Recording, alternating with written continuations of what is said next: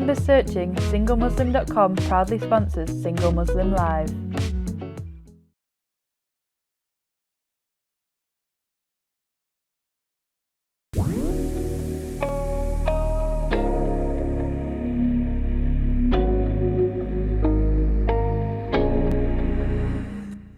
Assalamu alaikum and welcome to another episode of Single Muslim Live here on British Muslim TV, sponsored by SingleMuslim.com.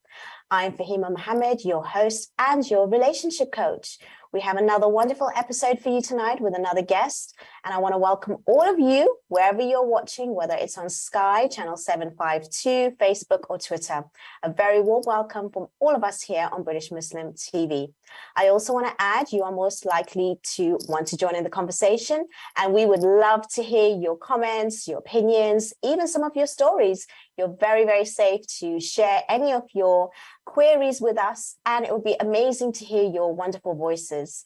And if you want to do so, you can call in directly to the studio on 01924 231 083. Please do ask the bill payer's permission, as standard network rates do apply. We do have another option for you to contact us and send in your queries and questions, and that is through our free WhatsApp service. And that number is 07585 835 150, and you can remain anonymous if you wish.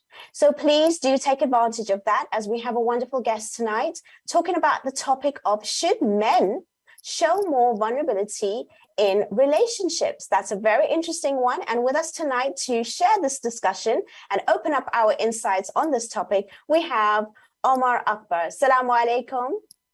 Wa alaikum salam. Thank you so much for joining me. I'm very, very well, thank you. How are you tonight? I'm very good, alhamdulillah. Thank you so much for this opportunity. I'm finding this conversation really, really fascinating. I've done quite a bit of research on it, and it's kind of like going from one end to another. So I'm really, really interested to get into it. But before we do, tell me a little bit about yourself, Omar. Okay, so I work with men. I'm an NLP master practitioner, master coach, if you like. I work with men one-to-one, helping them overcome anxiety, depression, anything that's holding them back in their life, and really overcoming obstacles, getting to know their triggers, their and then also setting boundaries, and just helping them through their life, and so they can live a more meaningful life and just be the best version of themselves. And this is a lot, this is something that I really emphasize on a lot. And really, this is something that I've been through a journey myself. So I will, later on in the show, I'm sure I will at some point share a lot more about my personal journey. But in a nutshell, that's what I do. I do work one-to-one and group programs. So amazing. That's really interesting. And I love that, because I think that we do lack, especially in the community where we have male sort of helping other males with regards to relationships. That is a very, very touchy topic. I know a lot of people, especially men, find it very difficult to speak about it. Women, yes, they can speak to their girlfriends, their, other, family members, and even generally, they're quite open about, expressing themselves. And I guess the first question is what is vulnerability? Because the first thing everyone assumes is just about men showing their weakness, like their tears, and then that's like either some women might find that attractive or not, or they feel that it should be there or not. What's your thoughts on that when it comes to defining vulnerability? And especially if it's going to be seen in men, what would you identify men showing vulnerability as?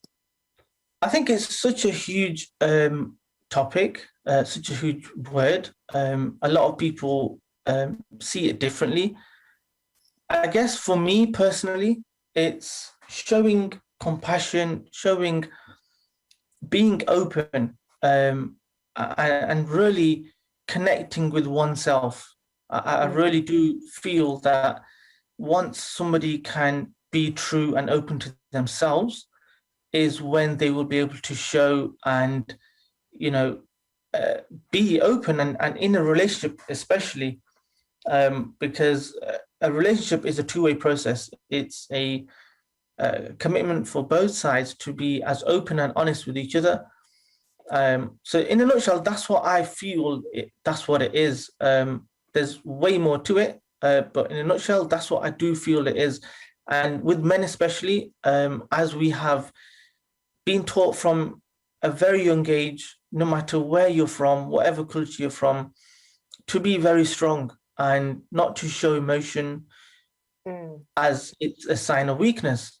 And this is what plays out later on in their life. So when they are in relationships, they expect and are expected to be the strong one. And especially, I feel personally, with the experience I've had and the people that I've worked with, women as well, because when I speak to the men, they're saying, look, women are expecting X, Y, and Z from me, what happens then is the man is closed up. The male is forced to be closed up, is forced to always sort of be the strong one, not to dwell on what's really happening, and just carry on the best that they can do. I love what you said, and I think you highlighted something very, very crucial there, especially when you mentioned about it's a two-way thing, because I do believe as well that any relationship works when it's two people actively, working at it together, and that does take a sense of vulnerability from the side of the man.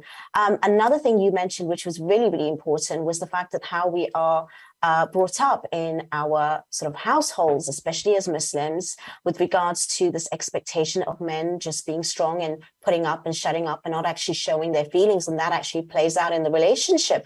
So what are the kind of case studies that you see that men come to you? I mean, are they feeling overwhelmed? Are they struggling in their relationships? What is it that you feel that they come to you for? And it starts off where you can take them on the journey. And, what does that look like? Yeah. I think with a lot of people that I've come across and I've worked with personally, anger and frustration is a key. Is just happening across the board all the time, where a man has come and he's mentioning a lot of disappointment, frustration, anger at just the fact that he's doing his level best, but then there's so much more that he feels that he should be doing.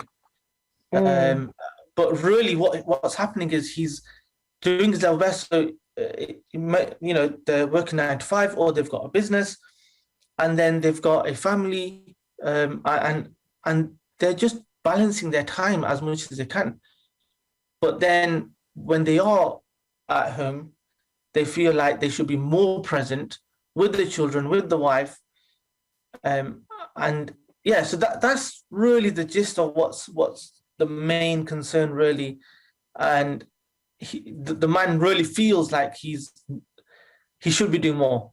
But really, wow, that is so interesting. I'm glad you said that, because a lot of the times we think that, men, they're just providers and there's nothing else that they do. There are some people that say that they have it easy, but you're saying to me that, reality is that, they can be overwhelmed with all that expectation of being the provider, plus coming home, being present, being with their children. And they also have that emotional need themselves, or they cannot always fit that expectation that is of them.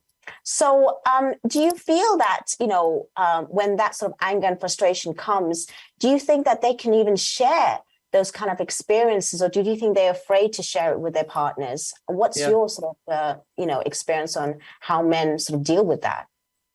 Yeah, I mean, so when they are frustrated, when they are, angered by the fact that they are doing their best and they can't or don't seem to be doing enough, then that limits any chance of, them opening up and being honest about how they actually feel. And that's really, really important. And it goes back to childhood, I believe, where as young boys will be, I've heard it myself personally. And you hear it all the time where, a parent or a auntie or an uncle is saying to the child, look, be strong and, you'll be fine. You're a boy, you're a man. So what's happening is, from a very young age, they've been not able to express how they feel, whereas all they really need is, a cuddle, what you're feeling, and then encouragement to carry on. Because we don't want to create men or boys that are weak in that sense. But at the same time, I do feel it's very vital for them to experience what they are feeling at the time. And I think that's where the missing link is, where we feel like if we are going to allow the child to feel what they're feeling or allow them to dwell on too much on their feeling, they're going to end up being not as manly as they should, or what's being portrayed right now as what a man truly is. So yeah, that's, and then it plays out in their life ahead.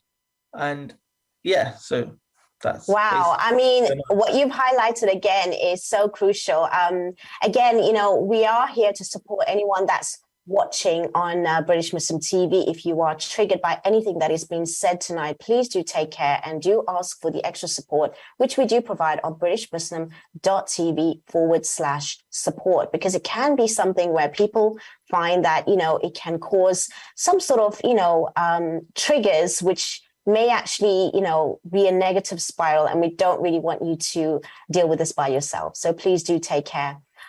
Do you feel that, you know, what would be your advice to some of the parents then who are bringing up boys to sort of not be afraid that if they are showing, you know, negative emotion or sensitive emotion, you know, what would be your advice? I mean, we're going to a break, so just give me a quick answer and we'll bring it up again afterwards. This requires a few minutes, but quickly, I feel like the parents themselves could do with some sort of advice as to how to deal with that sort of child by working on themselves individually. I feel like because sometimes our parents are from back home, you know, have come from a war-torn country, they've had a certain type of upbringing. So that plays out in how they will react and act with their children, which is us. That's so a crucial point. That is a crucial point. Yes. And you're right. We do need more time. And we are going to pick up that question and answer it much, much more detailed when we do come back from our break, which is in a few moments. But just please make sure that you do take care listening to us tonight. And I would love to hear some of your experiences. Stay with me, and inshallah, we'll be seeing you in a few moments. Take care. See you shortly.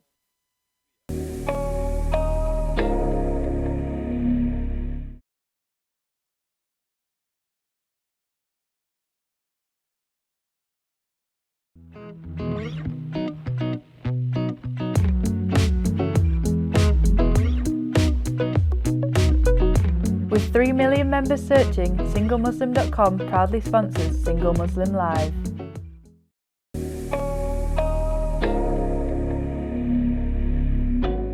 Assalamu alaikum and welcome back to Single Muslim Live here on British Muslim TV, sponsored by SingleMuslim.com. We're having a really, really important discussion tonight, and I hope all of you are paying attention, taking notes, as we have the lovely Omar Akbar, who is an NLP master trainer, telling us about his insights about how men should or shouldn't be vulnerable in their relationships and what is the impact of them not even expressing themselves. We went into details as to the types of vulnerabilities, because a lot of us just assume that when a man is vulnerable, it just shows weakness, and it's them, you know, being really negative by, you know, showing maybe tears or showing like they cannot manage with their emotions, and they actually sometimes actually hinder it, or they hide it, especially from their partners. And the most complaints that we get from women about men is that they don't communicate well, they don't show enough affection, and as well, they are not vulnerable.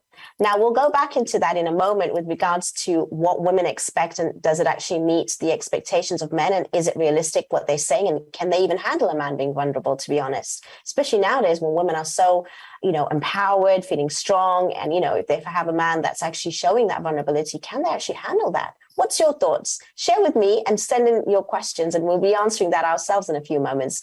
But before we go on to that, we were discussing before the break with regards to some of the parents that need to allow, especially their sons, to show affection and to allow them the space in a safe way to have much more open conversations and discussions with regards to how they feel. So what would be the tips? As you said, it's going to take a little bit more time than we did before the break with regards to some of the parents. And I know you highlighted that, they are brought up from a different maybe time and era where they've seen, their boys that all they can do is show strength. And that's exactly what it is. But as we're learning more about human mind and behavior, men also have these emotional states that they want to share. And it doesn't mean that they're weak. It just means that they need to get it out in a safe space. So how would you sort of advise a parent who's bringing up a young boy who is maybe more sensitive, who wants to express themselves, or even if they're not sensitive, but they're actually showing that, they're crying, they're hurting, they're feeling pain. Should they handle it? Yeah, it's really sensitive. It's a moment where I think as a parent, it's really important to just take a step back and really understand what's going on and really ask yourself, what do I want from this? Like, as in, how do I want to move forward? How do I want to help my child? Because ultimately, you want to help your child. But the thing is, to help your child, you must understand where you're coming from, because that's really important. So, like I said just before the break, our parents, well, some parents are from a war-torn country and have been brought up in a military format. And let's be honest, it's not an easy way of handling their childhood that they've had themselves. So they are bringing that forward, and that's how they are actually bringing their children up.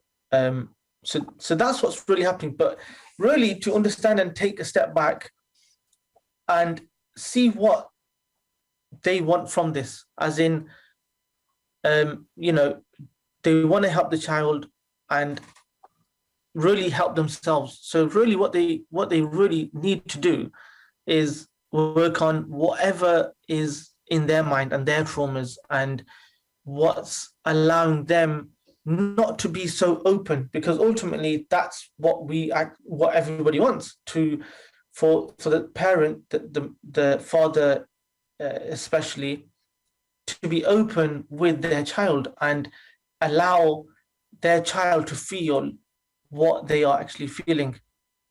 That is so true. I'm glad you said that, actually, because it's not just about the child showing vulnerability. I guess if the parents are also being vulnerable with their child, opens it to them. And you also said something very important there with regards to, okay, fair enough, we have some parents coming from, really disastrous, countries and things like that, where they do bring up their boys to be militant and sort of boot camp style, and that's all they know. However, there's the other aspect where they don't have that. Well, what they do have is the culture, where there's a lot of, imposed unreligious, non-religious expectations on young boys that they have to be in a particular way because they are going to be the man of the house. They're going to be the providers. They're going to be strong. They have to be, all of that. And that is not to say that's wrong.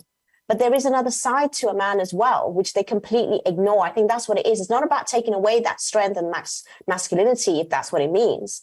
But it's also showing that there's another side to men that they should be allowed to express openly, safely. And if you are okay to, receive it and also give it back in a way to say that it's okay, you're feeling like this today, but, it will continue to get better and stronger. But again, you sort of like, taking away that sort of burden and overwhelmment and anxiety, which can build up.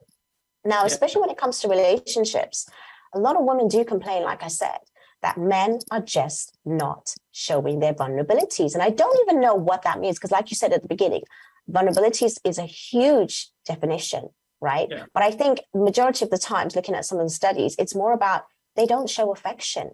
Do you think that in our Muslim community, our families especially, do you think they even show affection to their sons in order for them to learn or even see affection from their parents in a halal way, but, so that they will actually be able to relay that in their own relationships? What's your thoughts on that?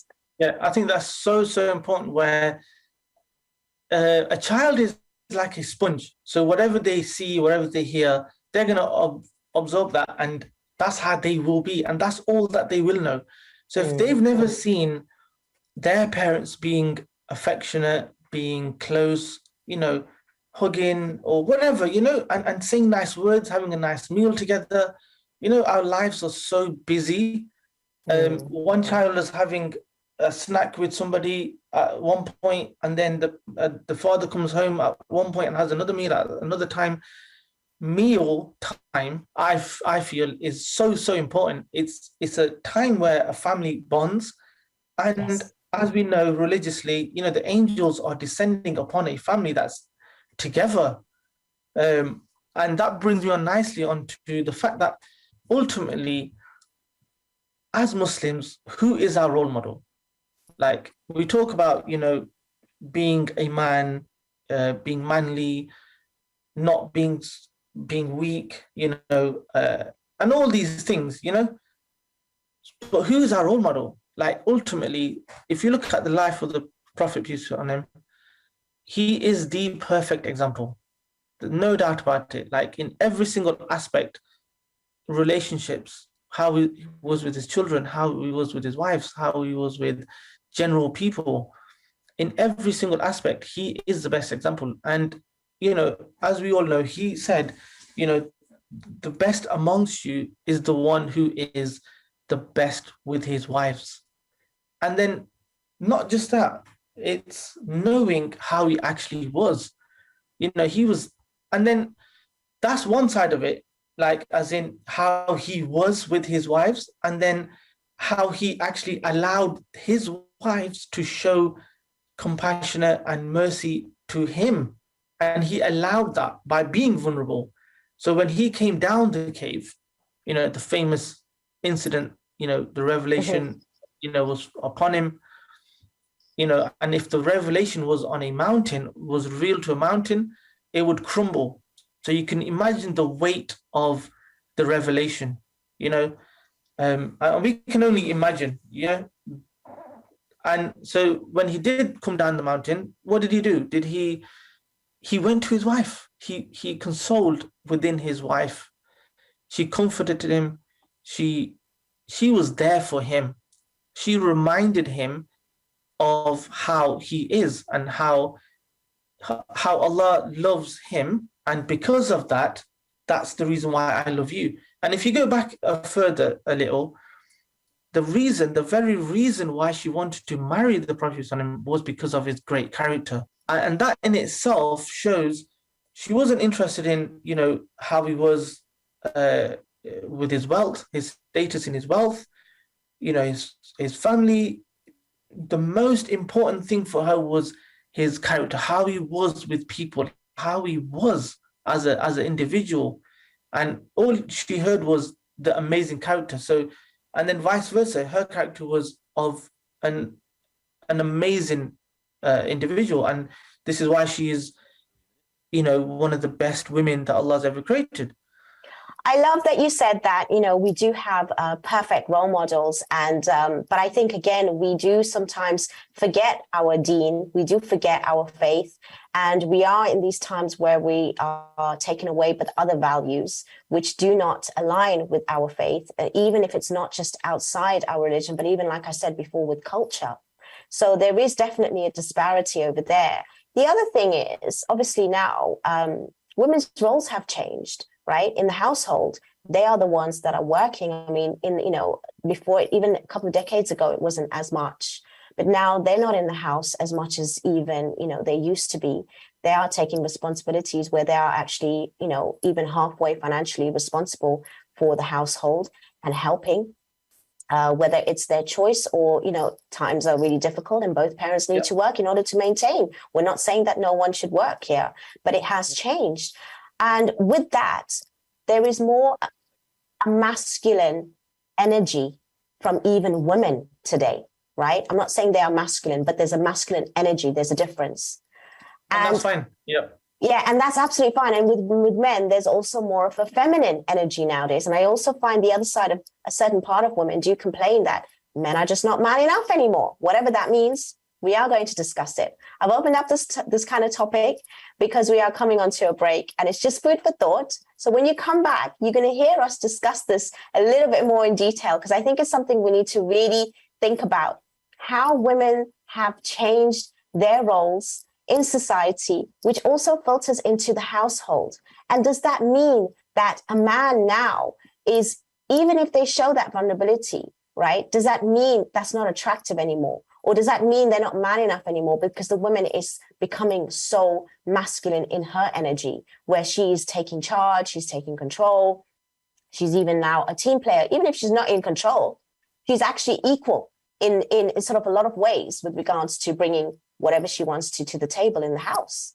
So that is something for all of you to think about. See you shortly. Take care.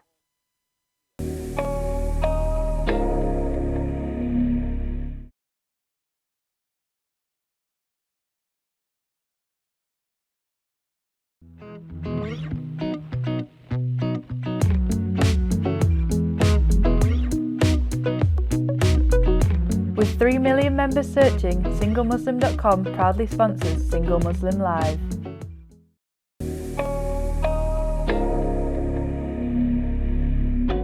Assalamu alaikum and welcome back to Single Muslim Live here on British Muslim TV, sponsored by SingleMuslim.com.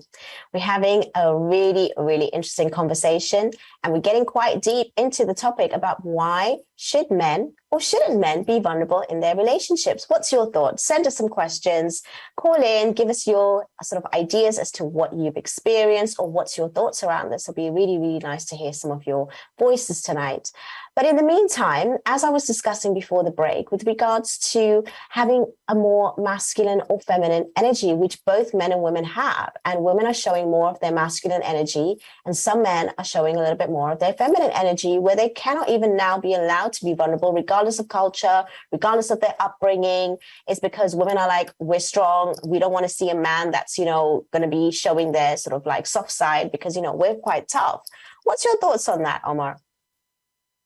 Yeah, I honestly believe men and women both have traits of both qualities, as in knowing when to be a man is really important for both genders, or manly traits, and then also vice versa, knowing how and when to be a little more feminine, if you like. And I think that's really, really balanced, because nowadays, more than ever before, both parents are most likely working, and which means that it's not just the man anymore that's the breadwinner. And so what tends to happen is the woman is now a provider of a certain level. So when she is in that role, whether it's a business or a 9-to-5, she will feel more manly, if you like, than when she is at home. Or at least that's how the ideal scenario would play out. And I think it's really important for women that are in that situation to know, okay, this is when I can be a little more manly, and then this is when I need to show a lot more of my feminine side. And then vice versa for men as well, where when they are working, they are the man and they are doing exactly how whatever they need to do. And then when they are at home, they have children, they have a wife, to show that love, compassion, and being there, being present is so absent right now. It's unbelievable. The amount of times that I've personally, I've asked a client, look, when's the last time you asked your child how they feel? And they just cannot answer the question. They just don't know. When's the last time you sat down with your wife and went out for a meal or anything, one-to-one, away from the children? When's the last time you did that? And they just don't know when they did that.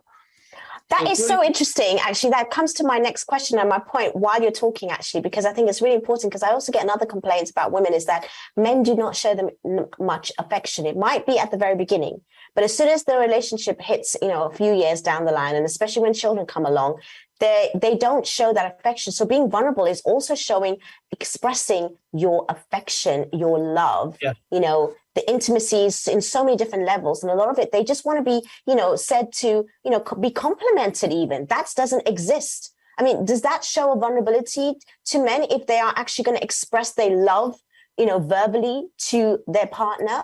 Do you think that's also lacking, over time? And how important is that for the relationship to continue successfully? Yeah, very, very important. I think what's happening is the understanding of the word being vulnerable is seen so negative that the man wants to just run away from showing any sort of compassion, love, and being present, because they're meant to be, the provider, the powerful one, the one that doesn't seem to, nothing affects the man. The man can just carry on and go through something, but then just walk straight out of it. But the woman, on the other hand, is always seen to go through something, but then dwell on that and take longer to come out of stuff. And I think that's generally the case, though. Women are generally more sensitive. And this is how they are designed, and there's no doubt about it. But it does not mean that they are inferior or, not as strong. Yes. So going back to your question, really, it's really important for the man to know when to show affection, for the relationship to be healthy, and for both of them to understand that this is actually a partnership, that a marriage is actually a partnership. So for it to thrive and carry on, it's really important for the man to really know himself. And I think it comes back to being real and authentic and being true to yourself.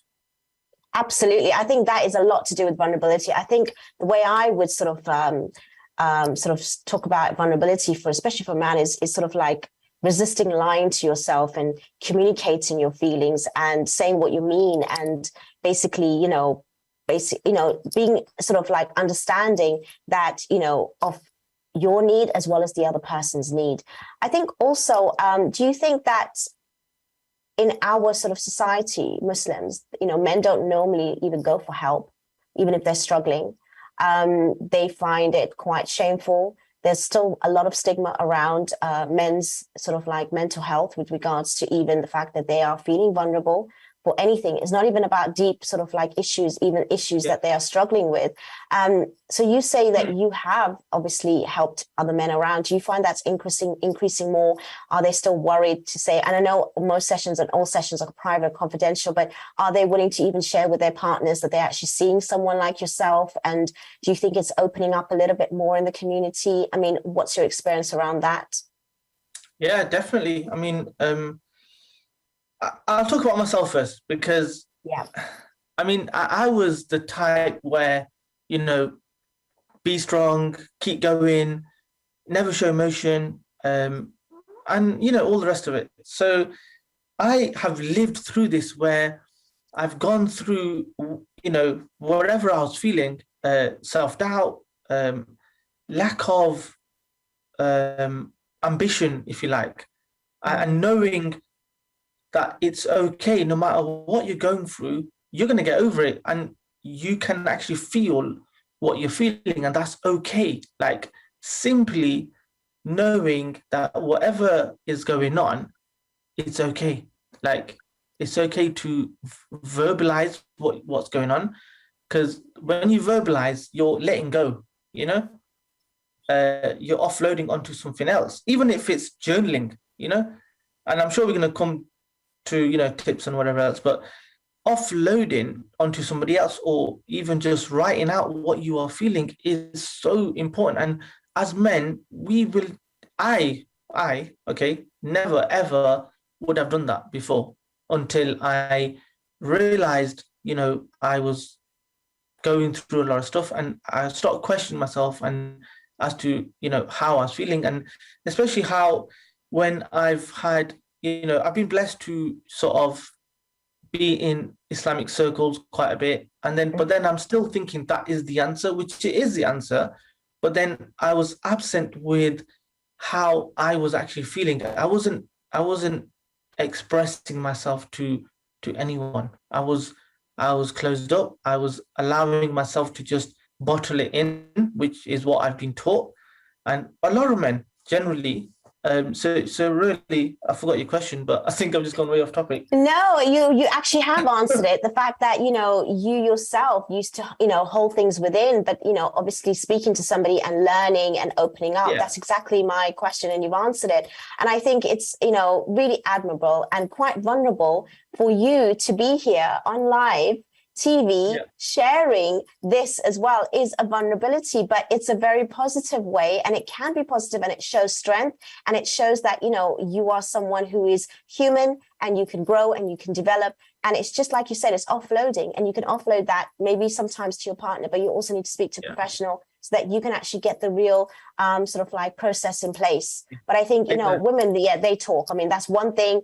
On one hand, it's a bad thing sometimes, but majority of the time they let it out, whether it's with their friends, they can, basically cry, scream, shout, complain. But men, on the other hand, generally, we are generalizing here, that they do find it very difficult. And especially in our Muslim community, there isn't a safe space that a lot of people can go to. So, you doing what you're doing is so, so vital. And I'm really, really appreciative for you not to just be here to share, your expertise, but more importantly, to even share your own personal journey. That is showing vulnerability. That is showing, what men are really like and how they can also grow and from, whatever that they're going through. And it doesn't have to be that deep. And even if it is that deep, you can overcome it. So thank you for sharing that.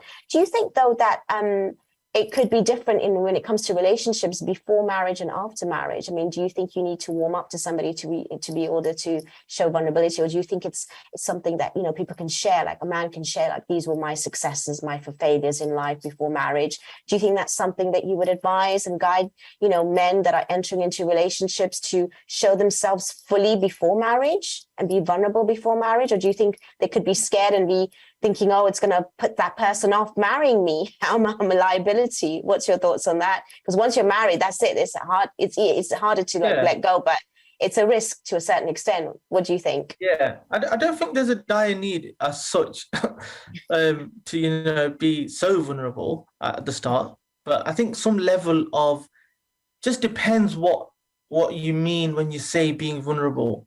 So if you mean, being loving, being kind, being compassionate, that's all good. You should show signs of that you do have a compassionate side to you. And the religion, emphasizes on being your character in a way. And, I'm going to read this quote out, and I'm going to read it because I don't want to get it wrong. So say that. Before you read it, because I don't know how long it is, I want to give you that time. So I know we're coming into a break very shortly, and I think that, I want to do justice to this. So we'll answer that question and go into it after the break. So again, I just want to reiterate that whoever is watching tonight, please do take care. And if you are triggered by anything, please do contact BritishMuslim.tv/support. This is quite a deep topic for some people that may be triggered, because again, when it comes to just generally well-being, we have to obviously, understand how we're feeling when we're hearing these kinds of things. So do check in with yourself, check in with us if you need to. Make sure you stay with us, and we will be continuing this conversation after the break.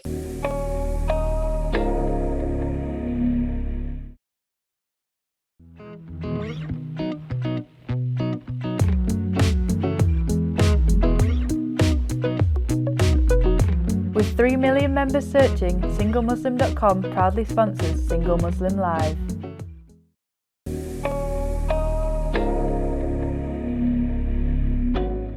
Assalamu alaikum. Welcome back to Single Muslim Live here on British Muslim TV, sponsored by SingleMuslim.com. We are now at the final part of the episode. How quick did that go? And it's been really, really interesting to hear Omar speak about vulnerability and men with regards to relationships. Now, before the break, you were going to read a quote out to me, which I think was quite important. I want to give you that chance. So please take it away with what is it that you wanted to say. Oh yeah, so I was going to share a quote, and this is from Sayyidina Umar, who is the second caliph, and he says that the foundation of a man is his intellect, his honor is in his religion, and his manhood is in his character. So as we was talking about, what being a man is and how men don't show vulnerability, it's actually in his character. And that's really something that a lot of men, sort of lose out on, or, don't emphasize on showing, and really perfecting the inner. So once you do perfect the inner character and how you are with all your relationships, with your Lord, with people, with your wife, with your own children, is what really defines what a real man is. I love that quote. I'm glad that you shared that with us. It's really important, actually. And I'm glad that, it's taken from also when it comes to our faith. So give me an example of what does a healthy relationship look like? Because I think a lot of us, again, we know we have to work on ourselves. We have to think about, the trauma. Even if you've come from a healthy family, there's always something that may be sniggering behind the scenes, which you never addressed. And that's why if you have issues in your relationships, you need to go back in time. And obviously you work with a professional and you can figure that out and unravel sort of the triggers and work through the processes, which I know you have a lot of strategies and tools for that, especially when it comes to NLP. So now let's fast forward a little bit so we can give an idea of some people so that they can identify if they are in a healthy relationship. And what does that look like, Omar? So I'll start off by saying and reminding myself and everybody else listening that, relationships, it's going to be up and down. The people that say to you, or you might have heard that, everything's going to be okay and it's going to be hunky-dory and nothing's going to go wrong and everything's going to be right. There's ups and downs in every single relationship, and that's fine. It's more about when the ups are, up, and you deal with that and you're happy and you are grateful to your Lord, because once you are grateful, Allah gives you more. That's fine. That's great. But then when things are down, is how do you deal with those things when maybe you've done something or said something and you really shouldn't have? Or, you've heard something and, you just had an argument with your wife or whatever it is. This is inevitable, but it's how you deal with it. Like, did you lash out? Were you calm? Were you collective? Did you speak? Did you verbalize what's actually happening? Did you hear both sides of the story? Or did you just react? So did you respond or did you react? It's really, really important. And I think what's happening is the people that come to me, so what's happened is because they are on autopilot, their behaviors, their triggers, they're all autopilot. So whenever something happens, generally speaking, they react in a similar fashion, because that's all they know. Their brain, their mind is set on just the way that they've reacted to every other incident that's happened. And so it's really important to just take a step back and reflect on what is actually happening. So when X, Y, or Z happens, how do I react? And this is when I talk about giving yourself that time and that one-to-one time. Just be alone with yourself. Like I said earlier, we are so busy, wrapped up in our lives. We don't even get time to have, a cup of tea on our own, in peace. And it's really, really important to give yourself that time and reflect. And this is something that actually the scholars of the past would regularly do, where, before they go to sleep, they'd reflect on their day. Like, what benefit have they put out in the world? How have they perfected themselves? What have I done today that has made me a better person than I was yesterday? When's the last time you asked yourself that? That is so true. And I just want to also add that, what Omar is talking about today is really the tools and strategies. And some of it does come from neuro-linguistic programming, because we are obviously in a world where we need to understand more of human mind and behavior. And when you take things out, like he mentioned about journaling and also reflection, even it's part of our deen as well as in today's psychology. So everything that we are teaching and we're talking about is definitely in line with the values of religion that we do practice. And I think that there's so many tools and practices in neuro-linguistic programming that can help individuals. When it comes to men coming to you, do they feel sometimes, difficult to open up? And what is that process? What does it look like? How do you sort of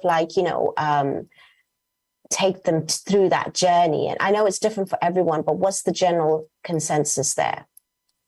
I think generally speaking, a person will have had some level of trust by myself, as in, this is a person that I can actually open up to, and I will, put that across. And that is my aim, because I so know how men are so closed up and they won't open up. It takes a lot for a man to actually open up. So I provide that, platform, in my content out there to say, look, it's confidential, and it's, between me, you, and our Lord. And that's really, really important for a person to understand that, and they can be how they want to be, you know what I mean? Like, as in, they can come with whatever issue that they're facing, and it's non-judgmental. It's just off the record, just whatever is going on is completely fine. And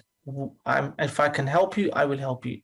And I really emphasize on that. So on a base level, that's a foundation as to what I'm putting across, that it's okay to feel whatever you're feeling, but to know what you're feeling, and then able to open up to somebody who can actually help you. And even if that's not me, I will point them to the right direction. But yeah, just to as a baseline, that's what it is. Yeah. But that's very true. And to be honest, having that trust with whoever you're going to be speaking with. And again, I like to also emphasize that in NLP, there's a lot of strategies like, anchoring presuppositions, which we have assumptions of the world. Like you said, we are programmed and conditioned. And so even nowadays institutionalized, which again, we can reflect on that, which is what you will open up to your clients to speak about and reframe certain things and live a life which is actually going to serve you. And it's going to be, in line with your faith and values. And, as coaches, we don't tell people what to do. We don't give you the answers, but we open up those doors and we ask these questions, and we obviously open up your mind to a different way of thinking and behaving.